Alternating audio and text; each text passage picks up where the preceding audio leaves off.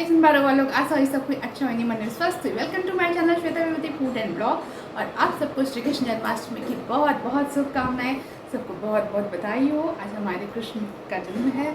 जो वो बोलते हैं ना, रास रसैया जो भी है उनका बहुत सारा नाम है। और चूँकि मैं बचपन से जन्माष्टमी करती हूँ, बचपन में हम लोग करते थे, चूँकि मम्मी ना तरह तरह का भोग बनाती थी, उसको खाने के लालच में हम सब करते थे भाई बहन, क्योंकि वो ज़्यादा से ज़्यादा मिलता था इसलिए। उसके बाद जब थोड़ी बड़ी हुई तो फिर खुद करने लगी। अभी तक भगवान की दया से चल रहा है। तो हमारे यहाँ तो वैसे छूटन वगैरह प्रॉपर नहीं लगता है। बस भगवान को लड्डू गोपाल है तो उनको नए वस्त्र पहनाते हैं, हम लोग भोग लगाते हैं तरह तरह का बना के। तो हमारे यहाँ जन्माष्टमी कैसी होती है, चलिए इसको दिखाते हैं।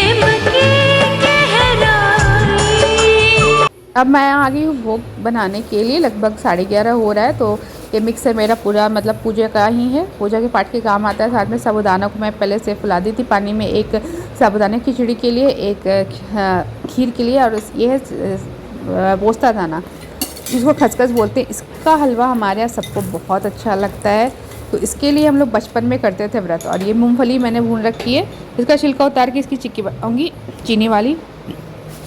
और सबसे पहले मखाना मैं फ्राई कर लूँगी घी में अपना अच्छे से। और मैंने सब जिसमें नॉनवेज नहीं जाता है मेरा, वही बर्तन यूज़ कर रही हूँ।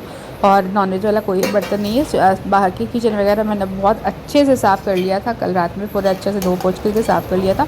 तो मखाना एक तरफ फ्राई हो रहा था, साथ में मूँगफली का छिलका भी उतार लूँगी। और हमारे यहाँ ना 12 बजे के दिन के बाद से भगवान को भोग लगा करके हम लोग खाते पीते रहते हैं। कहते हैं ना कि अगर भगवान खुद के बर्थडे में इतना कुछ खाओ और अब भगवान के बर्थडे में ना खाओ तो ऐसा नहीं चलता है।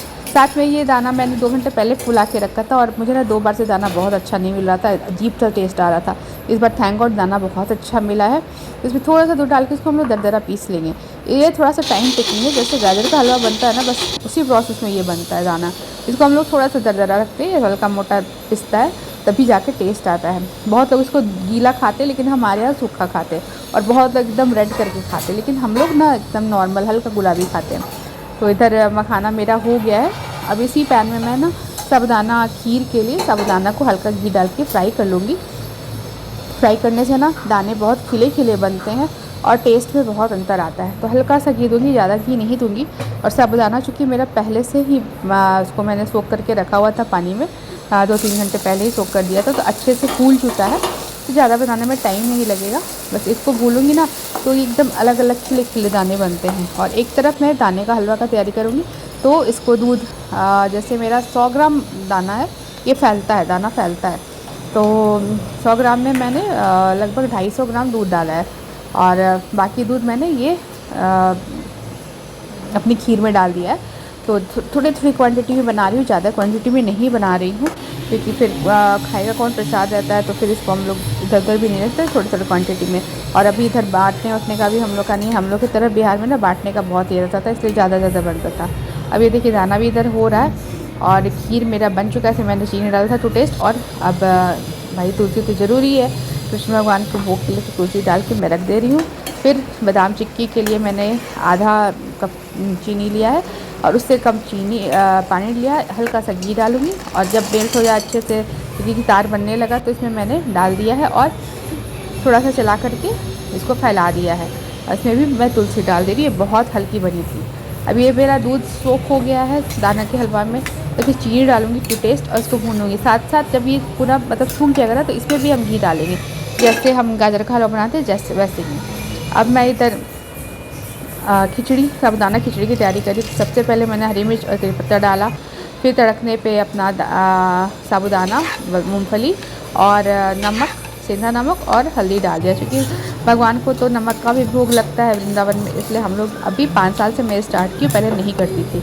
अब ये देखिए दाना भी मेरा बन गया। ये देखिए चिक्की कितनी हल्की बनी है मेरी, एकदम हल्की बनी है, एकदम अच्छे से टूट जा रही है, बिल्कुल जोर नहीं लगाना पड़ रहा है। तो चिक्की बहुत अच्छी बनी है। साथ साथ दाना भी मेरा हो गया। फिर मैंने घी डाला है 2 चम्मच, जो रिकॉर्ड करना भूल गई, क्योंकि काम भी इधर बहुत है, तो उसमें डाला है। और इसको ऐसे ही, ये ना सूजी के हलवा का टेक्सचर देगा, बट इसका टेस्ट बहुत अच्छा आता है।